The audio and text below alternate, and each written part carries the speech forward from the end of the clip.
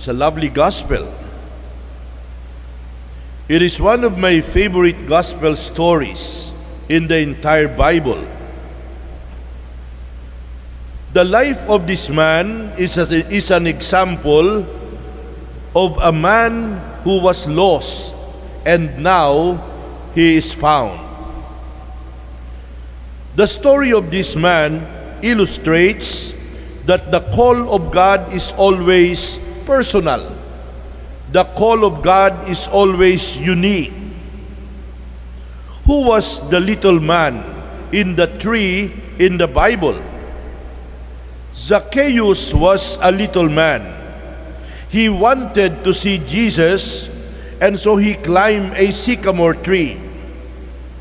What did Jesus say to the man in the tree? "Little man, come down from the tree. What are you looking for? Little man, what did you see?" Zacchaeus is known as God's little man, but he was not little in character. He was a big man in the eyes of God. He is known primarily for his faith in climbing a sycamore tree to see Jesus, and also for his generosity in giving half of all he possessed. He climbed a sycamore tree because he wanted to see Jesus. He was vertically challenged. He could not see over the crowd, and so he ran ahead and climbed a tree when Jesus was then passing by.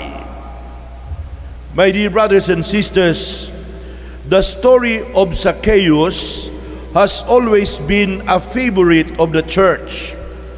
Zacchaeus thought that he could only see Jesus if he climbed the sycamore tree because he was a short man. But when the Lord passed by, he called Zacchaeus down and said, "Zacchaeus, hurry and come down, for I must stay at your house today." Zacchaeus did not have to climb the tree of celibacy.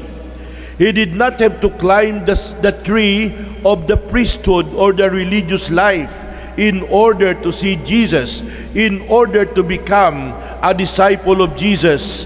Zacchaeus encountered the Lord right on the ground of his ordinary life, for that is where Jesus desired to meet him, not in the celibate tree, not in the tree of the religious life, but right in his own home, where Zacchaeus lived as a laity.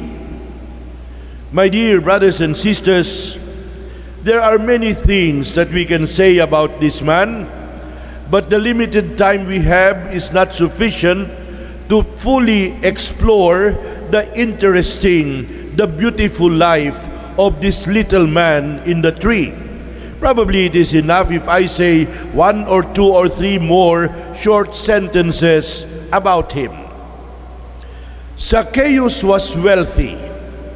He had reached the apex of his profession. But in spite of his being wealthy, Zacchaeus was unhappy. He was lonely.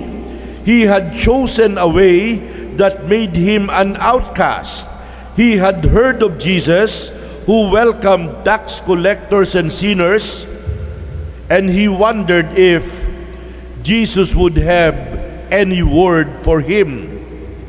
He was despised and hated by people. He was sinful, and he was greedy, and he was unhappy.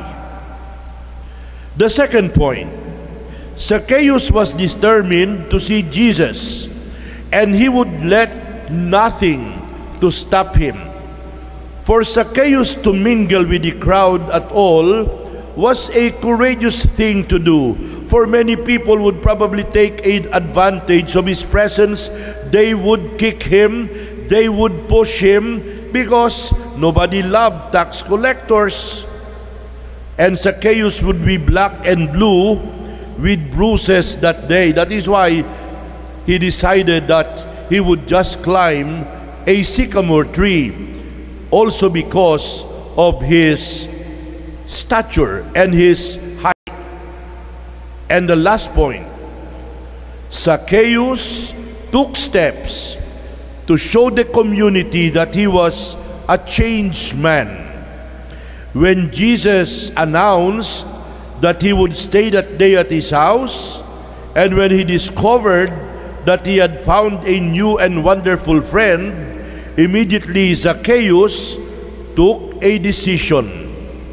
He decided to give half of his money to the poor. The other half he did not intend to keep to himself, but to use to make restitution for the frauds of which he had been self-confessedly guilty. The story ends with the great words, "The Son of Man came to seek and to save what was lost." My dear friends, a person is lost when he has wandered away from God. But a person is found when once again he takes his rightful place as an obedient child in the household and the family of God. This is the story of a man whose life was changed after meeting the Lord. Amen.